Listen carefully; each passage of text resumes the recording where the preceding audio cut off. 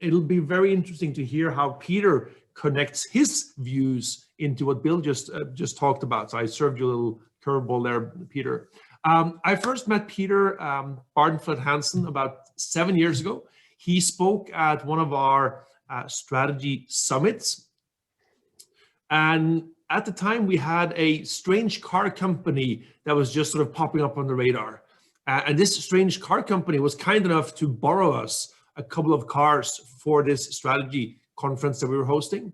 One of the cars we had outside of the building, allowing the participants of the conference to actually test drive a new car that went really fast, but very few people had heard of, which was called Tesla. And the second car was actually small enough.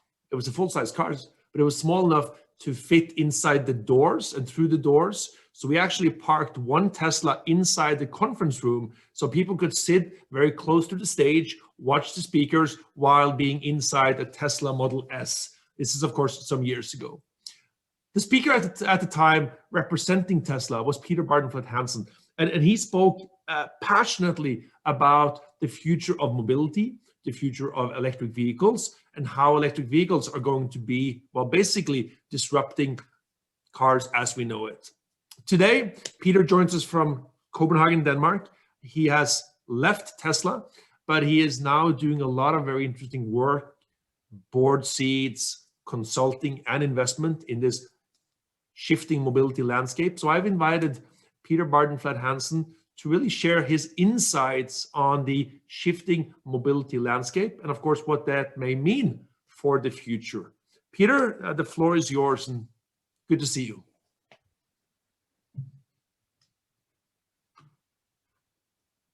Unmute. There we go. Thanks, Christian. Thank you for that very fine introduction there. And yes, indeed, I remember that 7 years ago. That was an interesting time, certainly in retrospect. And also, thank you very much to Bill Fisher for again enlightening us with some really interesting thoughts and thoughts that I definitely synchronized completely with as well. And I think also just to circle back to Christian's initial outlook on the sun, the fog, and the winter scenario, I'm probably slightly more positively leaning towards the foggy with a tint of sun in the back somewhere, hopefully burning through that fog.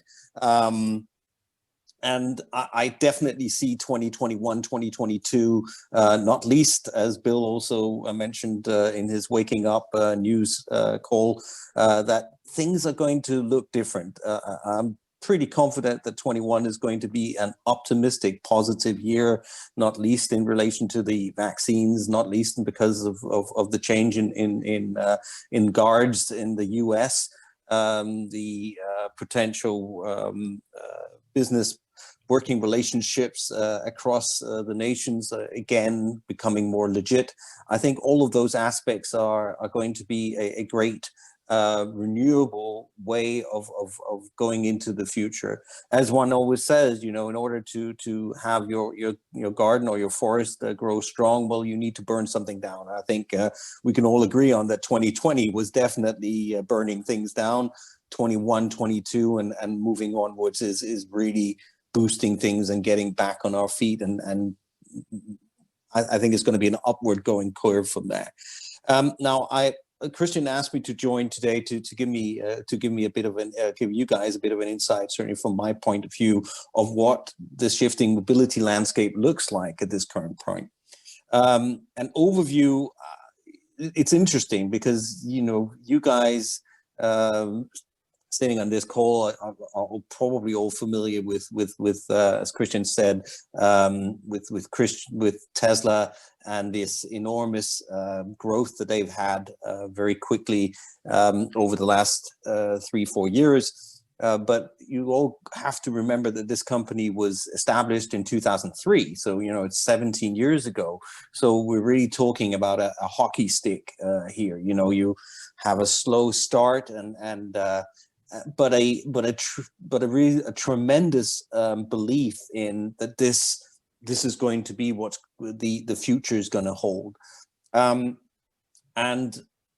now we're here. Now we're really at the tip of the accelerating rocket that is certainly showing us that the EV landscape is exactly where we're going to go when talking transportation. I doubt very much, and certainly in relation to whom I speak to, there's anybody out there who believes that the future is combustion engine driven. Everybody believes that it's now an EV. Now, speaking to people today, as mentioned, that's the consensus. But you only have to go back 36 months, and it wasn't so. And go back even further, it definitely was not so. And so the question beckons, what is it that's really happened? Of course, you have companies and the CEO like Elon Musk, who's really focused on ensuring that his belief in and his vision is being brought out there. But that's obviously is not enough. What happened here? And I believe very much to Bill Fisher's words in relation to this unknown part that happened very quickly on the onset of COVID-19, that all of a sudden it became very, very clear that humans cannot control all, and that curveballs do come in a global way. And perhaps everything that we had thought that we could control, the way that we talk up and down and around about things, and you have naysayers and yaysayers, and as if the assumptions and predictions are, and particularly the ones that are coming from those who are in the know, have been watered down or not heard at all, or just used as background noise. And I think this is my personal view here, that it's this, the dime, the penny has now fallen. People are understanding that, these things are serious. And if something, quote unquote, as small as a COVID-19 pandemic starting in Wuhan can take the world and literally cripple it, perhaps we should start looking at the climate changes with somewhat more serious eyes than we have up until now. I mean, there's always been the likes of Greta Thunberg, who are right at the very front, who are shouting this, that, and the other. But on the other end of the scale, well, you have the worker man or whoever who doesn't really think about the climate at all. But now we're definitely seeing that there's becoming an understanding that this could and probably will have a global effect on everybody. And this has started making people and companies think about their actions and the way that they use transport. And for all intents and purposes, the only thing that's out there to be used is zero emission transport, and that would be electric propulsion in one way or another. And on top of that, the adoption of environmentally sustainable production vehicles is falling, and we've now come to a tipping point where there is an actual economic advantage in taking on new technologies that are sustainable. And that in itself is now pushing forward all the investments into this field more so than before. So that's my sort of overview of where we are right now and what's happening. Now, the other question is then, well, why, where, and what is happening with the existing OEMs? The OEMs, as you are, they're the ones that are producing most of the vehicles that we're seeing out there on the streets these days. Now, what happened there? Well, basically, they were very much in a singular track. I mean, we're talking about a very, very old industry that really did not have any inclination of wanting to change.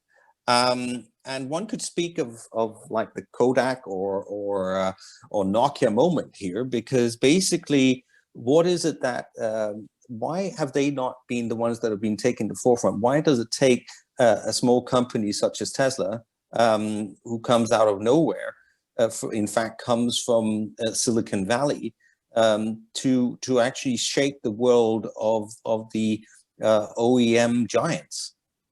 Well, basically, it's basically the same story as Kodak or Nokia. Basically, here you have an industry that have been in tunnel vision, who've been manufacturing vehicles out of sheet metal and building engines for combustion engine purposes, and driving along happily, and of course tweaking them, making them more efficient. But you can never become more efficient than what a combustion engine is, and that is burning off fossil fuels. And so what you've seen here is that they were very happy with what they built. It's been working for the last 100 years, so why change it? And along comes somebody building electrical cars. Now, what happened there was that it wasn't as if they were sleeping. It was just that they were very focused on comparing what they thought was apples to apples, and not really wanting to take a step further, because they were like, well, building an electrical car, that's just a car. So we're building extremely good and very efficient diesel cars and petrol cars. Why should we change when we can see what's going on the sidelines there? But it's just building vehicles. But basically, what they failed to understand was that they were not comparing apples to apples. They were, in fact, comparing apples to the whole fruit basket. They didn't understand that there was an integrate part of synergies that go along the whole notion of changing into electric mobility. And we're just talking about battery production. We're talking about software-based platforms. We're talking about the integrated utility companies, the charging infrastructure, and of course, all the other parts that go along with this, such as autonomy, the whole change of the mindset of the consumers, i.e., moving away from this notion of ownership, more towards something that's more subscription-based. And all of these aspects, they, as OEMs, did not look at in any way. They were only concerned with the sheet metal and producing boxes with wheels on and getting them out of the factory floor as quickly as possible and making as much money on that. And basically what's now happened is that because of the aforementioned, and also what Bill was talking about, this whole change of mindset and this more focusing on environmental aspects, and that in fact it's becoming more financially doable to do so, that change is now coming like a tsunami wave. And when I say they, I mean the big OEMs, are still stuck in the old-fashioned ways, because to change a manufacturing plant from one type to another is something that's very time-consuming and very, very pricey to do. And therefore, what we're regarding right now, and certainly have for the last 2-3 years, is a train wreck happening in slow motion. And at the same time, you can see Tesla as one of the main, but you could also mention NIO in China. These companies are just growing in value because they have a full, basically a full synergy of various products that lean into them in a way that no other OEMs earlier have managed to succeed. And therefore, we're going to see this in a much more different and much more successful way than you've seen any other way. So what can you learn from this? Well, basically, learnings are you have to ensure that you need to be agile as a company and as a leader. You have to be ready to make tough calls. And when I say tough calls, I mean to actually believe in new technology and the way that things are, even though you may think that right now things are just moving along great, the money is coming in, you have to be ready for the fact that there may be a disruptive part that comes in at any given time. And in such a, and when that happens, if you are completely rigid and you have not had the ability to listen to your teams or promote a culture of innovation within your companies and the agility that's required, you will basically be knocked out of the ring. And this is what we're seeing, unfortunately.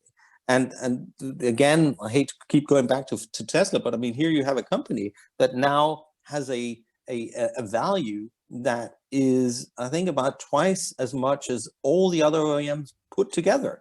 I mean, who would have seen this just 24 months ago? And again, of course, Tesla then could be the next ones to be disrupted. But the thing is with Tesla is that they have so many legs in their own ecosystem that it's going to be very difficult to knock somebody like that off. And we're seeing this, of course, in other industries. But the key learnings, again, is the agility and the flexibility of not being stuck in one set of tracks, and also, as also mentioned by Bill earlier, having this understanding that there's an unknown out there. So that was thank you very much, Christian. I think that was it for now, if that's regarding my time for today. Well, I would like to ask you one question, Peter. As you were speaking, I was just reading something. I'm going to share my screen. I would like to have your comment or maybe your view on this. So this is a Bloomberg article that just came out today. And of course, it talks about Volkswagen versus Tesla. But what the CEO says here is that Volkswagen is in a much more difficult situation financially than they were 2 years ago. And it's really the speed, not just of Tesla as a competitor, but of the whole market shift that has moved much, much, much faster. So, what do you think the chances are of seeing all of the current OEMs, in a few years' time? Well, I think there's going to be a call, as one says, a killing off of the ones that are not strong enough, and the ones that have not had the ability to shift early enough. And unfortunately, that's the vast majority of the OEMs that are existing. You still have some that are, as late as last year, you had BMW out there still arguing that it's a good idea to keep perfecting the diesel engine. And although they have, for instance, also with Volkswagen, but I mean, Volkswagen have actually taken steps towards the electrification, but they're still by far building the most ICE vehicles in the world. And so the same goes for all the other German OEMs. Right now, it's still very much showcase vehicles that they're doing in meager numbers. I mean, we're talking 5% of their annual production. And so what I believe is that the likes of Tesla are going to start, perhaps, you're going to see a wave of M&As happening, either in order to actually be able to be strong enough to survive this, or being bought up by the likes of new giants like Tesla. And the unfortunate thing is that these huge giants of OEMs are again stuck with old technology, stuck with old manufacturing setups. I mean, I don't even know how many manufacturing plants that Volkswagen have, but I do know that all of those are set and geared towards building ICE combustion vehicles in old-fashioned Ford-like ways, and and on making those investments and making those changes is a very costly affair.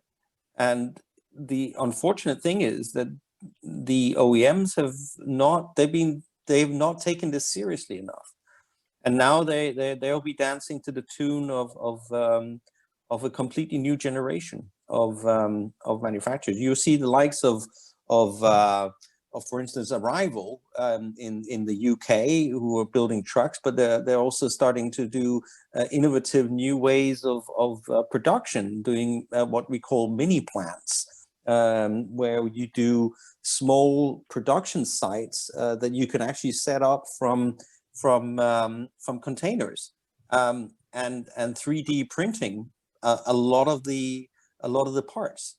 And myself, I'm also included in Volta Trucks, a Swedish startup, also doing electrical vehicles.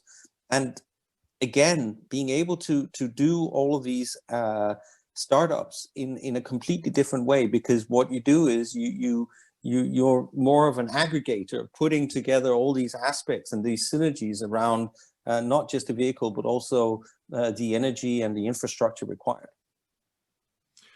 Peter, that's a great summary, and you're sketching out a pretty interesting landscape for the next couple of years. And like you said, who would have imagined this 2.5 years ago? And then fast forward 2.5 years, what is this going to look like? Question mark, question mark, question mark. Peter, we have a series of questions for you. We were not planning to take questions, but would you be okay with us sharing your email address? So if people do have questions, they can reach out by email? No problem. Yeah, fantastic.